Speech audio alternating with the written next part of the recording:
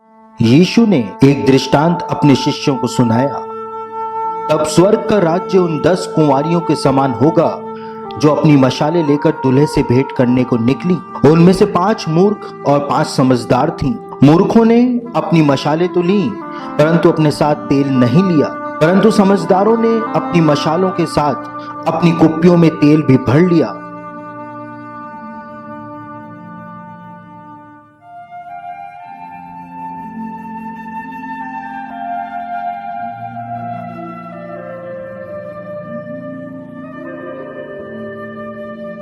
जब दूल्हे के आने में देरी हुई तो वे सब ऊँघने लगीं और सो गईं।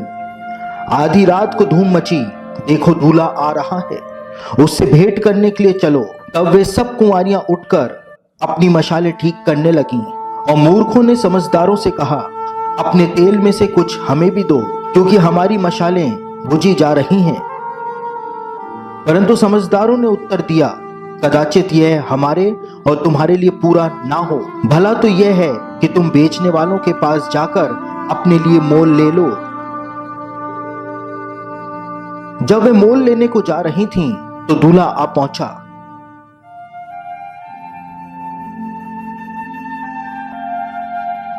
और जो तैयार थीं, वे उसके साथ विवाह के घर में चली गईं और द्वार बंद किया गया। इसके बाद वे दूसरी कुंवारियां भी आकर कहने लगीं, हे स्वामी, हमारे लिए द्वार खोल दे। उसने उत्तर दिया, मैं तुमसे सच कहता हूं, मैं तुम्हें नहीं जानता। इसलिए जागते रहो, क्योंकि तुम ना उस दिन को जानते हो, ना उस घड़ी को।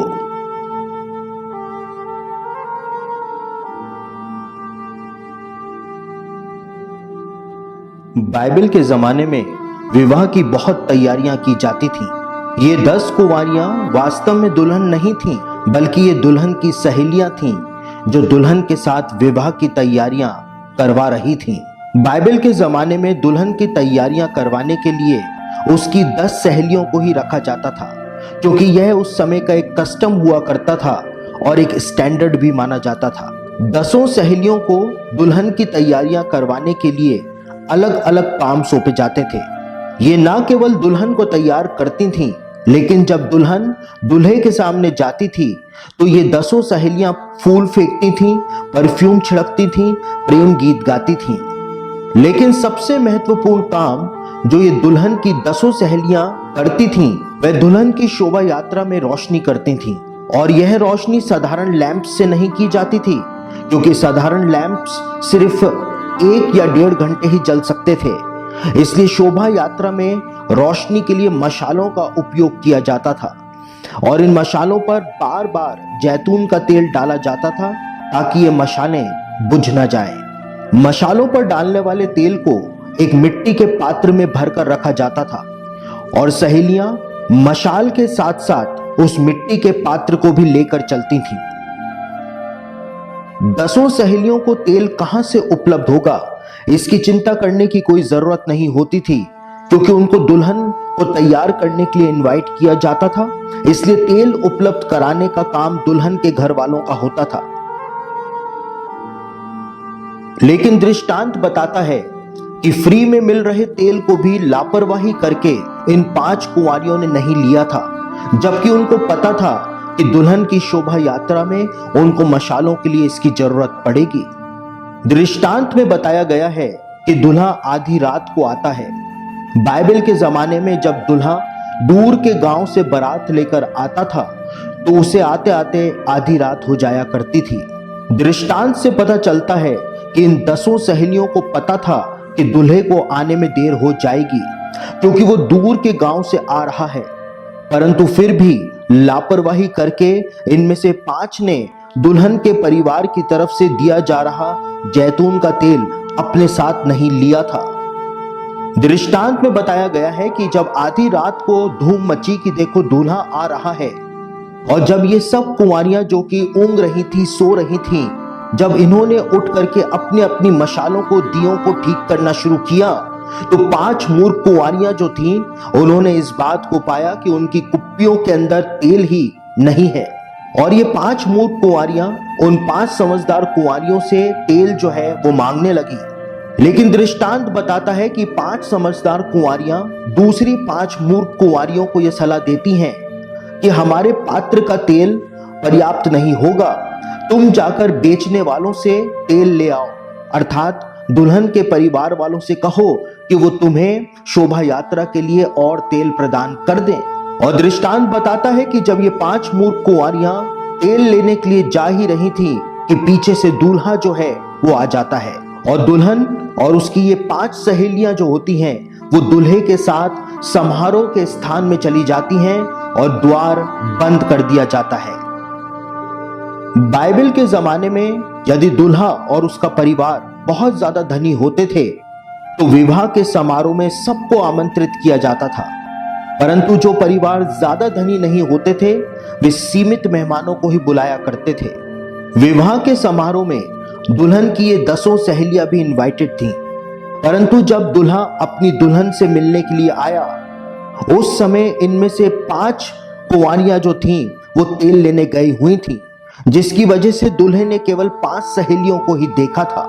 बाइबल के जमाने में जब बुलाए गए सारे मेहमान आ जाया करते थे तो जिस जगह पर विवाह का समारोह होता था उसका द्वार बंद कर दिया जाता था ताकि अब कोई अनइनवाइटेड गेस्ट या बिन बुलाया मेहमान अंदर ना आ सके। दृष्टांत बताता है कि जब ये 5 मूर्ख कुंवारियां तेल लेकर के लौटी और ये आकर के विवाह समारोह के स्थल के उस द्वार को खटखटाने लगी और कहने लगी कि हे स्वामी हमारे लिए द्वार को खोल दे, लेकिन अंदर से दूल्हे की आवाज आती है और दूल्हा कहता है कि मैं तुमसे सच कहता हूं कि मैं तुम्हें नहीं जानता।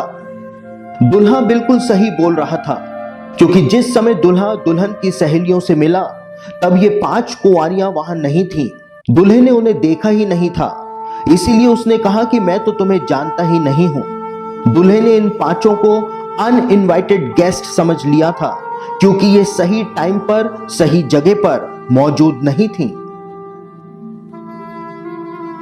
दृष्टांत बताता है कि 10 सहेलियां विवाह में आमंत्रित थीं। 10 सहेलियों ने दुल्हन की सारी तैयारियां करवाई थीं। 10 ने उनको दिए गए काम को बखूबी पूरा किया था। 10 को अपनी जिम्मेदारियों के बारे में पता था, लेकिन थकान से 10 सहेलियां थक कर सो गई थीं। बहुत ही गौर करने वाली बात यह है कि यीशु द्वारा अपने शिष्यों को यह दृष्टांत उस समय सुनाया गया था जब यीशु उन्हें अंत के दिनों की भविष्यवाणियां बता रहा था। भविष्यवाणियों के इसी क्रम में यीशु ने अपने शिष्यों को यह दृष्टांत भी सुनाया था, यानी साफ तौर से यह दृष्टांत अंत के दिनों के विश्वासियों की परिस्थिति को दर्शाने के लिए यीशु ने प्रदान किया था। दरअसल इस दृष्टांत में बताई गई दुल्हन कलीसिया का प्रतीक है तथा 10 कुंवारियां या दुल्हन की 10 सहेलियां परमेश्वर के उन सारे सेवकों के प्रतीक के रूप में सामने आती हैं जिन्हें यीशु की दुल्हन अर्थात कलीसिया को विवाह के लिए तैयार करने की जिम्मेदारी सौंपी गई है। यीशु ने दृष्टांत में एक संकेत दिया कि जिस प्रकार इन 10 सहेलियों ने अपनी पूरी जिम्मेदारी को निभाया था और दुल्हन की सारी तैयारियां करवाई थी, परंतु इनमें से 5 सहेलियों ने फ्री में मिल रहे तेल को लापरवाही करके साथ नहीं लिया था। उसी प्रकार से यीशु ने दृष्टांत में संकेत दिया कि अंत के दिनों में परमेश्वर के कितने सेवकों के साथ भी ऐसा ही होगा। जिस प्रकार इन 10 सहेलियों ने किया था, आज कितने प्रभु के सेवक जिम्मेदारी के साथ यीशु की दुल्हन को तैयार करने में लगे हुए तो हैं, पर उनमें से कितने अपने आप को यीशु के दूसरे आगमन के लिए तैयार कर रहे हैं। बाइबल में तेल पवित्र आत्मा का और आत्मिक जीवन का प्रतीक बताया गया है। 5 मूर्ख कुंवारियों ने भी जिम्मेदारी के साथ दुल्हन की तैयारियां करवाई थी, लेकिन ये दूल्हे के आगमन को लेकर लापरवाह थी। उसी प्रकार आज कितने सेवक और कितने मसीही विश्वास योग्यता के साथ यीशु की दुल्हन को तैयार तो कर रहे हैं, परंतु उनके आत्मिक जीवन यहीं तक सिमट कर रह गए हैं। वो बस अपने आत्मिक जीवन के द्वारा दूसरों को तैयार करने में लगे हुए हैं और पवित्र आत्मा के सामर्थ्य के द्वारा खुद के आत्मिक जीवनों की तैयारी में लापरवाही कर रहे हैं। उनको पता है कि यीशु के वापस आने पर हर विश्वासी अपने व्यक्तिगत आत्मिक जीवन के आधार पर ही धर्मी ठहरेगा, परंतु इसके बावजूद उन्होंने अपने आत्मिक जीवन को दूसरों की तैयारी तक ही सीमित कर दिया है। और वो अतिरिक्त प्रयास जो उन्हें अपने लिए भी करना है, उसमें वे लापरवाही कर रहे हैं। यीशु ने इस दृष्टांत में अंत के दिनों की इसी हकीकत को प्रस्तुत किया था। आज समय आ पहुंचा है कि हम दूसरों को प्रचार करने के साथ साथ खुद भी यीशु के दूसरे आगमन के लिए तैयारी करें, ताकि हम सही समय पर सही जगह पर पाए जाएं और हमें दूल्हे के मुंह से वे शब्द सुनने को ना मिले जो उन 5 कुंवारियों ने सुने थे, मैं तुमसे सच कहता हूं, मैं तुम्हें नहीं जानता। जिसके कान हो वह सुन ले कि आत्मा कलीसियाओं से क्या कहता है।